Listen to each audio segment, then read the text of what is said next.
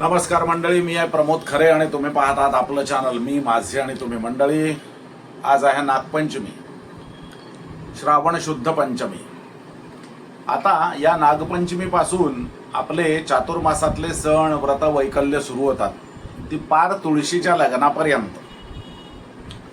आता हा जो नागपंचमीचा सण आहे, ह्या नागपंचमीचा सण अत्यंत महत्त्वाचा आहे. कारण सवाष्णी ज्या स्त्रिया असतात, ज्यांना भाऊ नसतो, त्या या नागोबाला आपला भाऊ मानतात. अशी आपल्याकडे पारंपरिक जुनी पद्धत आहे. नागपंचमीच्या दिवशी आमच्याकडे माझी आजी पाटावरती गंधाने नाग काढून त्यांची पूजा करायची. रत्नागिरी जिल्ह्यामध्ये तशीच पद्धत होती.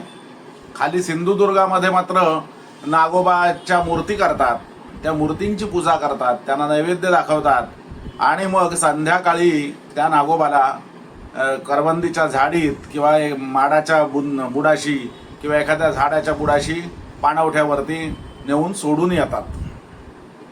आता या नागपंचमीच्या दिवशी अशी ही आहे, म्हणजे धारणा आहे की या दिवशी भाजायचं काही नाही, भाजायचं किंवा तळायचं काहीही नाही.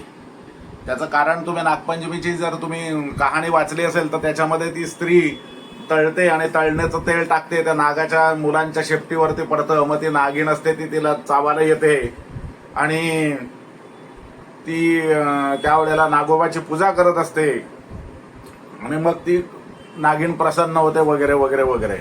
मला पुढे काही जायचं नाहीये. तर हा भाग असल्या कारणामुळे या दिवशी काही तळत किंवा भाजत नाही. तर त्यामुळे आमच्याकडे सिंधुदुर्गामध्ये एक पदार्थ केला जातो उकडून, त्याला म्हणतात पातोळे. आता हे पातोळे मी आज करणार आहे.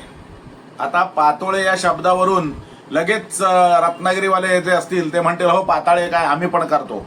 पण तसं नाहीये. हे पातोळे वेगळे आहेत. तुमचे रत्नागिरी पट्ट्यातले पातोळे वेगळे आणि सिंधुदुर्ग पट्ट्यातले पातोळे वेगळे. मी दोन्ही मधला फरक या व्हिडिओच्या शेवटी समजावून सांगणार आहे. तेव्हा पातोळे करण्यासाठी मी आज आता नैवेद्यासाठी पातोळे करतोय. पातोळे करण्यासाठी लागणारे आपल्याला ही पानं आहेत हळदीची. आता सिंधुदुर्गामध्ये प्रत्येकाच्या दारामध्ये हळद लावलेली असते, त्यामुळे हळदीची काही हे नसते, हळदीच्या पानांची चणचण नसते. इथे मुंबईत मात्र ही पानं विकत घ्यायला लागतात. 10 रुपयाला 5 पानं मिळालेली आहेत आज. तर अशी मी ही पानं विकत घेतलेली आहेत. ही हळदीची पानं स्वच्छ करून ठेवलेली आहेत अशी चांगली. त्यानंतर हे तांदूळाचं पीठ. आता हे तांदूळाचं पीठ जे आहे, हे सरळ तांदूळ हे दळलेले नाही आहेत. तांदूळ भिजवले, धुतले चांगले, नंतर ते सावलीत वाळवले आणि नंतर त्याचं पीठ काढलेलं आहे. हे तांदळाचं पीठ. हे आहे खोबरं. आता याच्या पातोळ्याचं सारण आपल्याला करायचं आहे. त्या सारण करण्यासाठी लागणार आहे हे खोबरं. हे खोबऱ्याच्या बरोबरीने हे तूप, हे काजू आणि किशमिश आणि हा गूळ. वेलची पावडर लागणार आहे नंतर स्वादासाठी, ती आपण शेवटी बघूया. तर आता गॅस करतोय सुरू आणि आपण सारण करायला सुरुवात करूया. तर मंडळी, हे मी तूप या ठिकाणी तापत ठेवलंय आणि त्याच्यामध्ये आता हा 1/2 किलो साधारणपणाने गूळ हा सोडणार आहे. आपल्याला ह्याचा पाक करायचा आहे. आच करायची आहे मंद.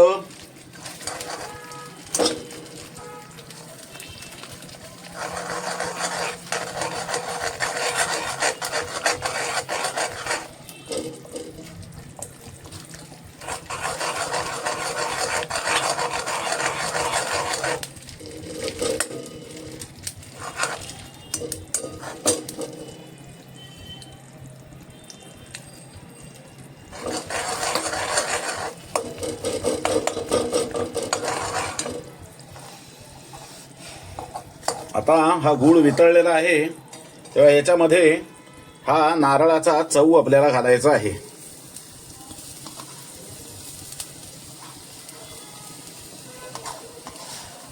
हा एक नारळ आहे साधारणपणाने. एका मोठ्या नारळाचा हा चव आहे. हा घातलेला आहे आणि आता व्यवस्थित हे मिश्रण मिक्स करायचं आहे.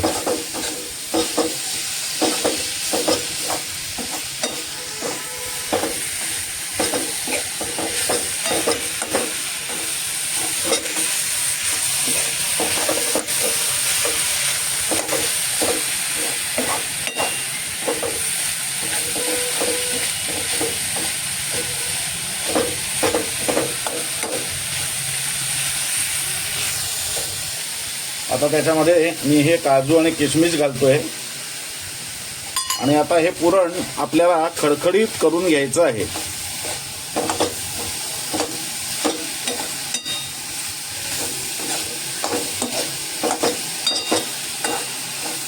हे सतत हलवत ठेवायचंय, नाहीतर ते खालून लागेल.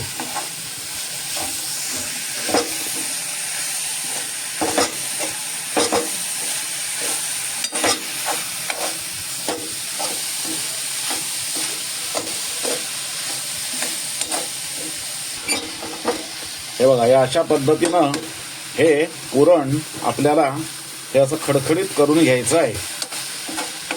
ते जर आपण खडखडीत केलं नाही तर पातोळ्यामध्ये घातल्यानंतर उकडायला ठेवलं की ते येईल वितळून बाहेर. आणि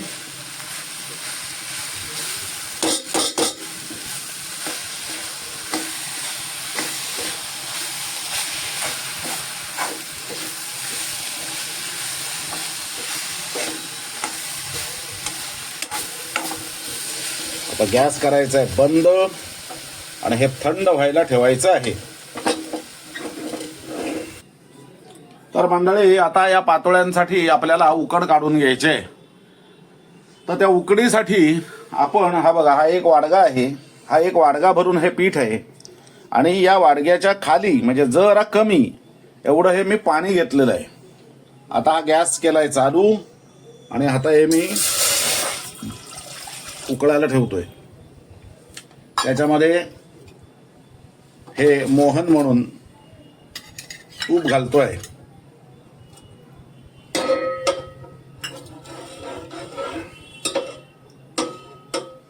हे मोहन म्हणून तूप घातलंय आणि चव त्याला यावी म्हणून हे थोडंसं मीठ घालतोय. हे बघा, हे पिंच ऑफ मीठ, जास्ती नाही.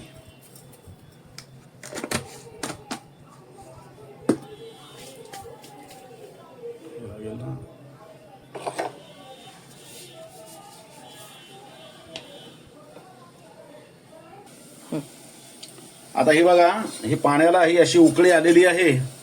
आता याच्यामध्ये हे तांदूळाचं पीठ हे आपण अशा रीतीने घालायचं आहे पसरून.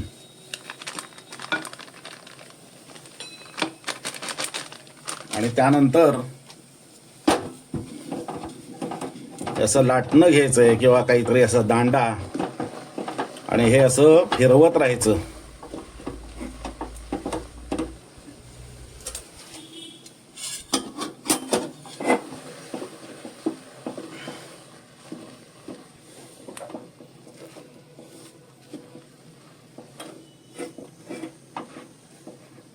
सगळीकडे पाणी व्यवस्थित गेलं पाहिजे.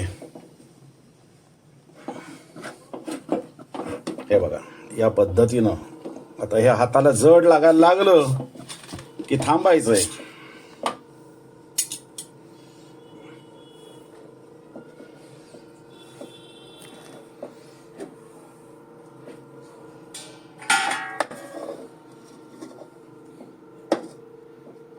हाताला जड लागायला लागलं की थांबायचं.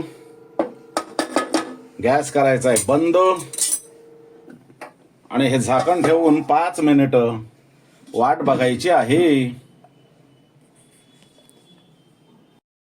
तर मंडळी, हे सारण आता आपलं तयार झालेलं आहे. हे चांगलं खडखडीत घट्ट झालेलं आहे. आता हे थंड झाल्यावरती याच्यावरती वेलची पूड घालायचे. हे गरम असताना तुम्ही वेलची पूड घातली तर सगळा वास जाईल निघून आणि तुम्ही म्हणाल खरे काका सांगितलं नाहीत. तर हे सगळं थंड झाल्यावरती घालायचं. आता हा जरासा असा हाताला पाण्याचा असा हातात बुडवायचा पाण्यात आणि हा हे बघा, हे पान आहे हे असं ठेवायचं आहे तोडून आणि इथून हा हा असा पातोळा लावायला सुरुवात करायची.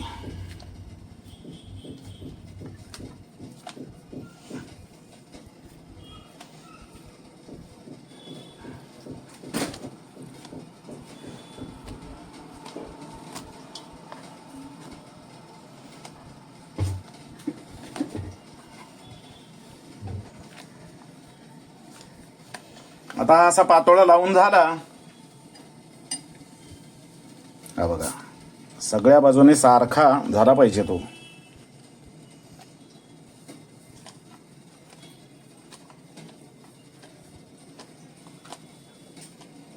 हा बघा, हा असा लावून झाला की त्याच्यावरती आपल्याला हे पुरण घालायचं आहे.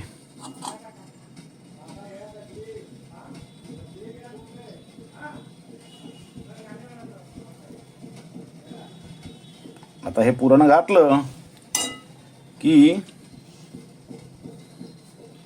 हे व्यवस्थित अरेंज करायचं आणि हा पातोळा हा असा आपल्याला दाबून ठेवायचा आहे. हा बघा, त्याच्या दोन्ही कडा अशा चिकटल्या पाहिजेत. हे बघा, तुम्हाला म्हणून दाखवतोय. या बघा, या दोन्ही कडा या पातोळ्याच्या अशा चिकटल्या पाहिजेत.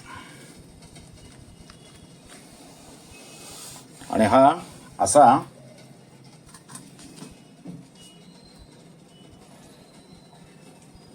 पातोळा असा बाजूला ठेवायचा. आणि आता बाकीचे पातोळे करून घेतो. आता हा या पद्धतीने, ही एक वेगळी पद्धत आमची सौभाग्यवती दाखवते पातोळा लावायची. या पद्धतीनं तो लावला की कानवला तयार होईल. कानवला म्हणजे आपली करंजी, ती तयार होईल. आता हा पाण्यात आपल्या पानात आहे म्हणून याला पातोळा म्हणायचं. या पद्धतीनं हा कानवला तयार झालेला आहे. तर मंडळी, अशा पद्धतीनं हे पातोळे आम्ही लावून घेतलेले आहेत. आणि हा इथे बॉयलर इथे उकडत म्हणजे पाणी गरम करत ठेवलेलं आहे. बघा, वाफ आलेली आहे. आणि आता हे आतमध्ये ते याला तेलाचं ग्रीजिंग केलेलं आहे. आणि आता हे मी याच्यामध्ये वाफवायला ठेवतो आहे.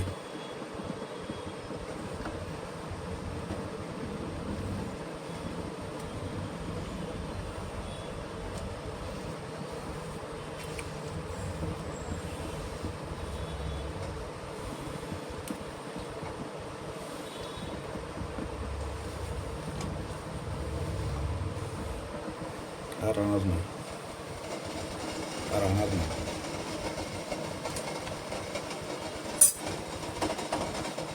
तेव्हा आता याच्यावर ठेवतोय झाकण आणि कमीत कमी 15 मिनिटं याला आता वाफवून घेतो आहे. तर मंडळी, 15 मिनिटं असा तो उकळायला ठेवलेला होता. आणि संपूर्ण घरामध्ये हळदीची पानं आणि उकड यांचा एक घमघमाट पसरला होता. आणि त्यानंतर आता गॅस केलाय बंद, झाकण काढलंय आणि हे गार करत ठेवलेले आहेत. हे गार झाल्याशिवाय उचलायचे नाहीयेत. तेव्हा मी आता प्लेटिंग करतो.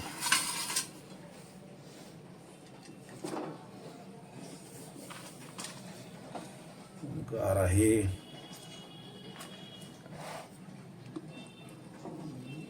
खूप गार आहे. धाड.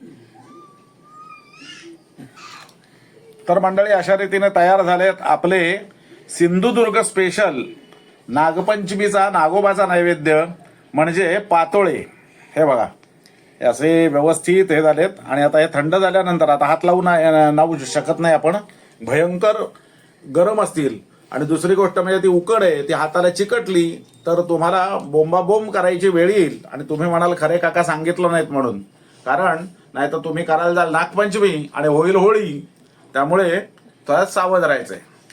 तर मंडळी, आता या पातोळ्यांविषयी, मंडणगड ते रत्नागिरी पट्ट्यातले पातोळे हे वेगळे असतात आणि हे पातोळे वेगळे आहेत. मंडणगड रत्नागिरी पट्ट्यामध्ये नागपंचमीला पातोळे करत नाहीत. तिथे दुधाची खीर म्हणा किंवा दिंड म्हणा, अशा स्वरूपाचं काहीतरी करतात.